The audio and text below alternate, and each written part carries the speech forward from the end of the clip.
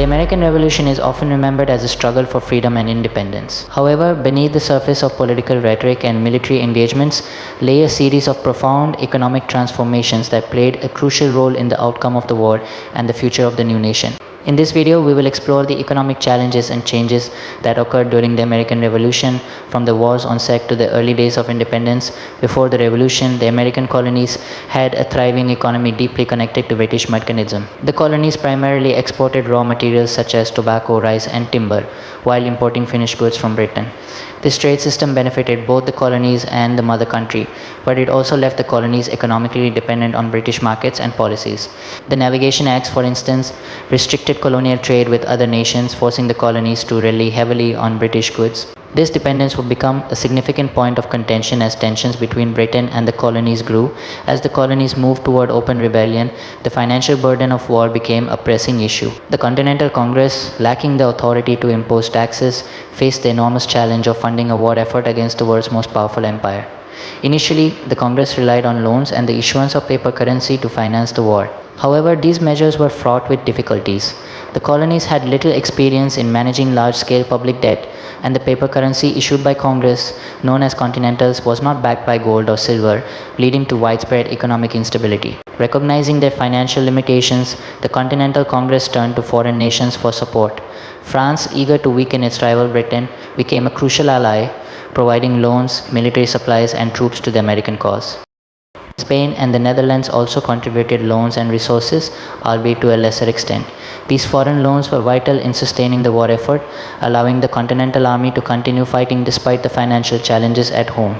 However, the reliance on foreign aid also meant that the new nation would emerge from the war deeply in debt, with obligations to repay these loans in the years to come. The decision to issue paper money without backing it with precious metals led to severe inflation during the war. As the Continental Congress printed more and more money to cover military expenses, the value of the currency plummeted. Prices for goods skyrocketed and the phrase "not worth a continental" became a common expression of the currency's worthlessness. The rapid depreciation of the continental currency eroded public confidence in the new government's ability to manage the economy, creating further challenges in sustaining the war effort and maintaining public support. The war also had a profound impact on colonial trade. British naval blockades and the destruction of American ships severely disrupted the flow of goods into and out of the colonies. The colonies' dependence on British imports meant that shortages of essential goods such as textiles, tea, and manufactured items became widespread. In response, the colonies had to adapt, turning to local production and smuggling to meet their needs. This disruption in trade not only strained the colonial economy but also fostered a growing sense of economic independence as the colonies sought to break free from their reliance on British goods. The war's impact on agriculture and production was equally significant. With many men enlisted in the Continental Army, farms were left understaffed, leading to reduced agricultural output. In addition, British raids on farms and the destruction of crops and livestock further strained food supplies. Some regions, particularly those near the front lines, experienced severe shortages, forcing communities to rely on whatever resources they could salvage. Despite these challenges, the war also spurred innovations in agricultural practices and the development of new industries. As the colonies sought to become more self-sufficient amidst the economic turmoil, war profiteering and speculation became rampant. Some individuals took advantage of the shortages and inflation by hoarding goods and selling them at exorbitant prices. Others engaged in speculation, buying up land, currency, and other assets in the hope of making a profit as the war progressed. These practices not only contributed to economic instability but also created social tensions as ordinary citizens struggled to afford basic necessities while a few profited from the chaos. The Continental Congress attempted to curb profiteering through price controls and other measures, but these efforts were only partially successful. As the war dragged on, women increasingly took on roles that were traditionally reserved for men, becoming a critical part of the wartime economy. With so many men away fighting, women managed farms, ran businesses, and took on work in industries essential to the war effort, such as making uniforms and munitions. Some women also engaged in informal trade, bartering goods to support their families and communities. The war demonstrated women's resilience and adaptability, challenging traditional gender roles and laying the groundwork for future social changes. The American Revolution also had devastating economic consequences for Native American communities. Many tribes were caught in the crossfire, with some aligning with the British in hopes of protecting their lands from American encroachment. The war led to the destruction of native villages, the loss of hunting grounds, and the disruption of trade networks that had sustained their economies for generations. In the aftermath of the war, Native American tribes faced significant economic decline. as they were forced to cede vast tracts of land to the new United States, further diminishing their economic independence. The revolution's impact on slavery and the economy was complex and varied across regions. In the southern colonies, where the economy was heavily reliant on slave labor, the war disrupted plantation agriculture. Some enslaved people took advantage of the chaos to escape or join the British forces, who offered freedom in exchange for military service. In the northern colonies, the ideals of the revolution prompted some states to begin the process of gradual emancipation, leading to shifts in labor systems and the economy. However, the institution of slavery would persist in the South, with profound economic and social consequences for the new nation. As the war drew to a close, the new nation faced daunting post-war economic challenges. The war had left the economy in a state of disarray, with widespread debt, damaged infrastructure, and a lack of a centralized financial system. The Continental Army had to be disbanded and paid, but funds were scarce, leading to unrest among soldiers. Additionally, the war had disrupted traditional trade relationships, and the new United States struggled to establish its place in the global economy. The post-war period was marked by efforts to stabilize the economy and lay the foundations for future growth, but these efforts were often hindered by the weaknesses of the Articles of Confederation.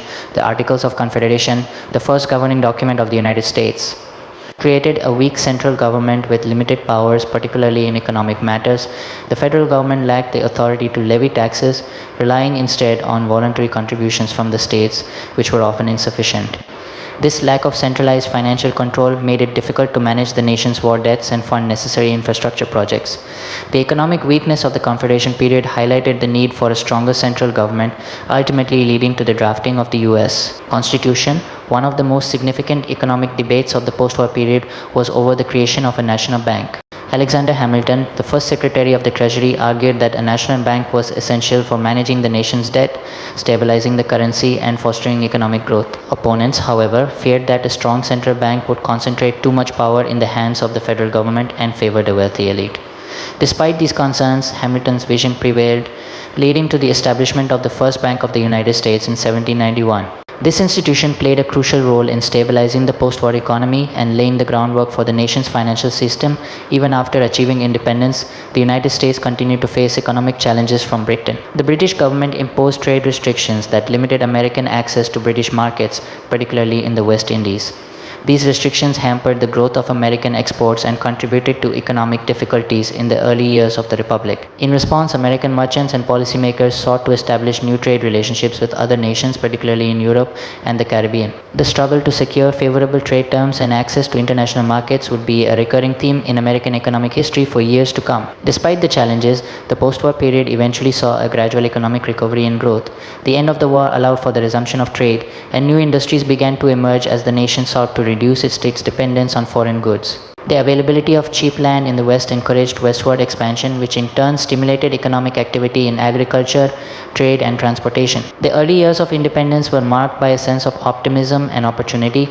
As Americans worked to rebuild their economy and secure their place on the global stage, tariffs became a key tool in the new nation's economic strategy. The federal government, seeking to protect emerging American industries from foreign competition and generate revenue, imposed tariffs on imported goods. These tariffs helped to foster the growth of domestic manufacturing, particularly in the northern states, but they also sparked tensions between different regions of the country. Southern planters, who relied on the export of cash crops and the import of manufactured goods, viewed tariffs as detrimental to their economic interests. The debate over tariffs would continue to shape American economic policy and regional relations for decades to come. For ordinary Americans, the economic impact of the revolution was deeply felt, and the post-war recovery was often slow and uneven. Many soldiers returned home to find their farms in disrepair, their debts mounting, and their economic prospects uncertain.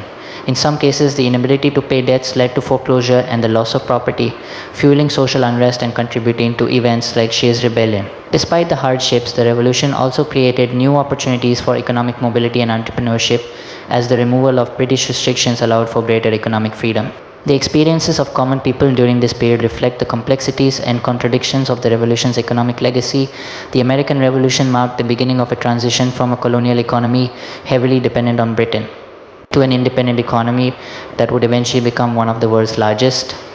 This transition was not immediate or smooth, but it was driven by the determination to build a new economic system that reflected the principles of freedom and self-determination. The challenges of war, the burden of debt, and the uncertainties of independence forced Americans to innovate and adapt, laying the foundations for the nation's future economic strength. The economic impact of the American Revolution is a testament to the resilience and ingenuity of the American people. The financial and economic challenges of the war and its aftermath were immense, but they were met with a spirit of determination and a commitment to building a new nation. The lessons learned during this period would shape the development of the United States' economic policies and institutions for generations to come. As we reflect on the revolution, it is important to remember that the fight for independence was not just a political and military struggle, but also an economic one with profound and lasting consequences for the new nation and the world.